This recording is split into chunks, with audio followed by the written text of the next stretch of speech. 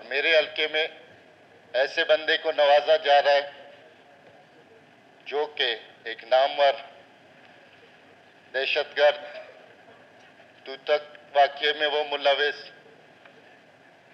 सफूरा गोट के वाक़ये में वो मुलविस,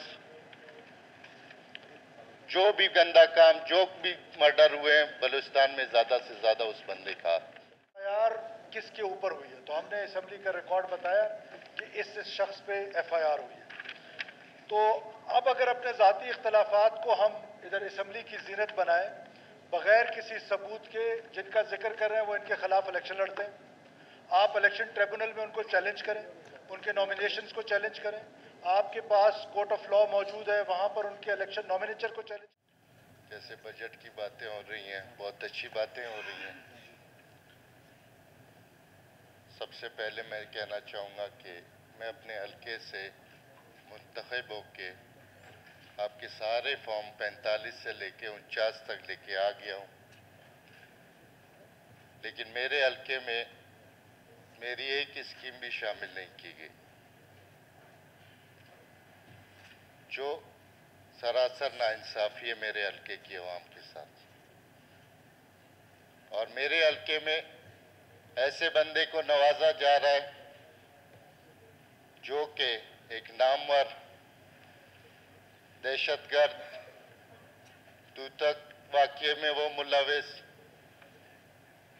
सफूरा गोट के वाक़ये में वो मुलविस,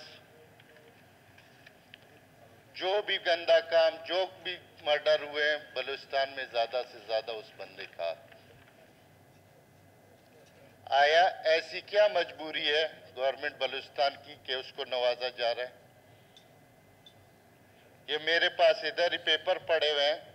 2015 में कायद ऐवान साहब से सरदार अख्तर साहब ने सवाल किया कि वर्ड के लेविस के वाक़ये में कौन मुलविस है।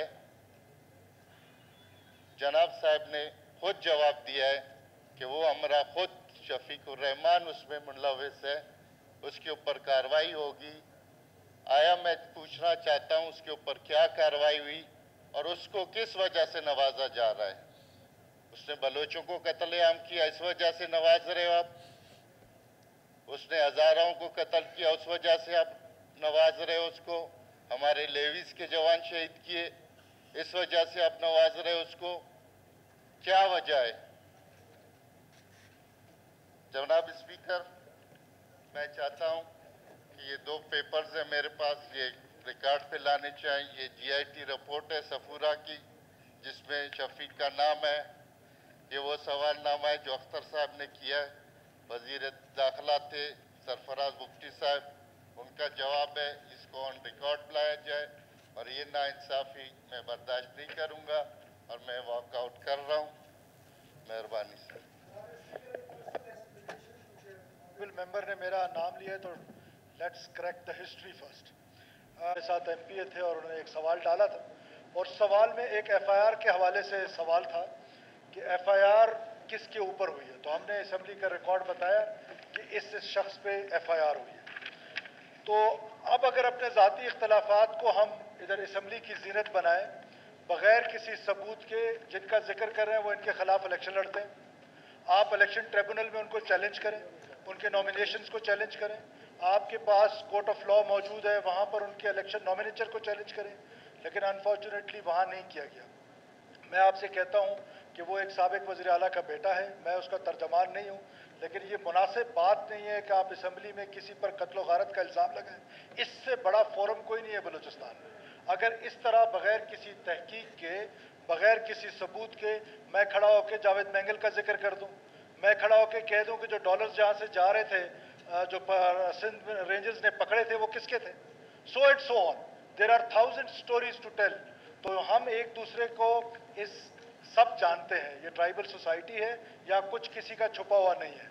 कौन लश्कर बलूचिस्तान चलाता है वो सबके सामने है। कौन जो है यहाँ पर बलूचिस्तान में लश्कर बलूचिस्तान को किसने बैन किया है, हुकूमत ने, स्टेट ने बैन किया। सो मैं कहता हूँ कि ये इल्ज़ामात की सियासत नहीं करनी चाहिए। हल्के में मौसूफ एक दिन मेरे पास तशरीफ़ नहीं लेकर आए कि मुझे मेरे हल्के में कोई डेवलपमेंट चाहिए, मैं कोई तजवीज़ देता हूँ। जब कोई तजावीज़ ही नहीं देगा तो जो शख्स तजावीज़ देगा हम उसको स्कीमें देंगे ना। हमने ये फैसला किया है कि हमारे पास जुडिशरी से लोग आते हैं, इंटेलिजेंशिया से आते हैं, डिफरेंट मीडिया से आते हैं, हर जगह से लोग आते हैं, अपनी तजावीज़ देते हैं, उन तजावीज़ को देखा जाता है और उन तजावीज़ पे अमल किया जाता है। तो हमारे पास जब कोई तजावीज़ लेके आएगा ही नहीं तो हम क्या उस हल्के को महरूम कर दें? क्या उसको डेवलपमेंट स्कीम्स ना दें? तो जो भी हमें उधर से स्कीमें आई, हमने उनको, हमारे डिपार्टमेंट्स ने उनको एवेल्युएट किया, जो ज़रूरी समझी हमने, उस हल्के को हम महरूम नहीं रख सकते थे, उसको हमने स्कीमें दी। और स्कीमें जब आप किसी को तजावीज़ करते हैं, ये और ये पीएसडीपी जो है, बजट सिर्फ पीएसडीपी तो नहीं है। हमने इस बजट को सिर्फ पीएसडीपी तक महदूद कर दिया है। इस बजट की डिस्कशन इस ऑगस्ट हाउस में दलील के साथ होनी चाहिए, एक दूसरे पे इल्जामात के साथ नहीं होनी चाहिए। मौसूफ तशरीफ लें, आके निशानदही करें कि उनके हल्के में किस चीज़ की कमी है। वैसे तो कमी नहीं होनी चाहिए, क्योंकि इमरान खान साहब ने 10 अरब रुपए सिर्फ फंड में दे दिए। फिर उसके बाद जब अदम एतमाद आया तो फिर वो क्या बलूचिस्तान के लोग वो तारीख भूल गए? क्या आपने हर जगह पर अपने आप की कीमत लगवाई कि जब अदम एतमाद आया आपकी कीमत थी, जब इमरान खान की हुकूमत थी तो आपकी कीमत थी। तो आप उधर अपनी कीमत लगा के वो पैसे गए किधर हैं? वो पैसे वट पे तो नहीं लगे। वट का बाजार आज भी कच्चा है, वट का स्कूल आज भी बंद है। तो वट, आप वज़ीर आला भी रहे हैं, अब डॉक्टर अब्दुल मालिक बलोच साहब वज़ीर आला रहे हैं कि एग्जाम्पल तो दे सकते हैं ना तुर्बत की। आप वज़ीर आला रहे हैं, आप जरा वट की कोई एक एग्जाम्पल बताएं कि आपने वट में कौन सा तीर मारा? इतने सालों से आप अवामी नुमाइंदे हैं। कदूस बजिंजो साहब की हुकूमत के आप हिस्सा थे, कदूस बजिंजो साहब की हुकूमत का आप मुकम्मल तौर पे हिस्सा थे। तो आपने क्या डेवलपमेंट करा लिए? हमारे पास डेवलपमेंट के लिए लोग आए हैं, हम उनको स्कीमें बिल्कुल देंगे, चाहे वो किसी भी वॉक ऑफ लाइफ से है। वो हमें तजावीज़ दें, हम तजावीज़ को, हमारे डिपार्टमेंट्स देखते हैं, चाहे एमपीए साहबान तजावीज़ देते हैं, वो भी डिपार्टमेंट्स देखते हैं कि वो उसमें से कुछ ड्रॉप हो जाते हैं, कुछ स्कीमें जो इंपॉर्टेंट होती हैं वो शामिल हो जाते हैं। शुक्रिया जनाब। Thank you.